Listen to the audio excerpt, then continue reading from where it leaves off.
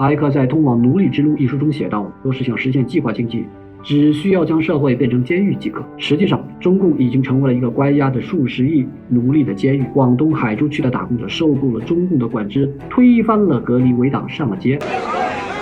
那么，这不仅招致了匪警的当街殴打，而且也遭到了武警的残暴镇压。我们是特警突击队，2是防疫指挥部指令，现对粤塘街道重点区域进行武装巡逻。